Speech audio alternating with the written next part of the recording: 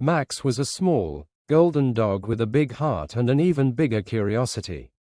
His coat gleamed in the sunlight, and his fluffy tail wagged with excitement every time he ran through the meadow. He lived in a quiet town, nestled between rolling hills and sparkling streams. Though the town was peaceful, Max was never one to sit still. Every day, he explored the fields and forests, discovering new places to sniff and new friends to meet. Max loved the freedom of running through the tall grass, feeling the warm sun on his back and the breeze ruffling his fur. But on this particular afternoon, something felt different. As he trotted through the garden, chasing a butterfly, his sharp nose caught the scent of something unusual. It wasn't like anything he had smelled before. It was a mix of sweet flowers and fresh rain, and it seemed to be coming from behind the old oak tree. With a curious bark, Max scampered over to the tree and poked his nose into the thick grass at its base. There, lying half hidden in the soft dirt, was a collar. But not just any collar, a collar that shimmered in the sunlight, glowing with a soft, golden light. Max's eyes widened. He had never seen anything like it. His tail wagged faster as he carefully pawed at the collar.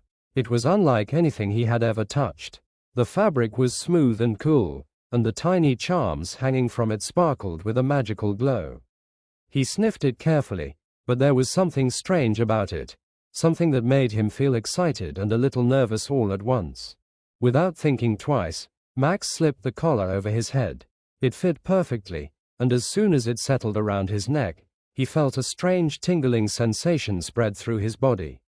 His ears perked up, and a soft, mysterious voice whispered in his mind. "Help me, please." Max froze, his tail stilled in mid-wag. The voice wasn't coming from anywhere nearby. It was inside his head, like a quiet, urgent whisper. The voice was soft, but full of emotion, almost as if it was calling for help. Max glanced around, but the garden was as peaceful as ever. The butterflies fluttered by, the birds sang their songs, and the wind rustled through the trees. Nothing seemed out of place. Yet, the voice was so clear. "Who's there?" Max barked, looking around. The voice spoke again, this time more clearly, as if it had heard his question. "I'm Pip," it said. "I'm in trouble, and I need your help." Max tilted his head, puzzled.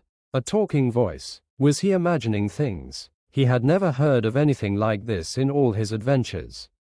But there was something about the voice, something that made Max feel he couldn't ignore it.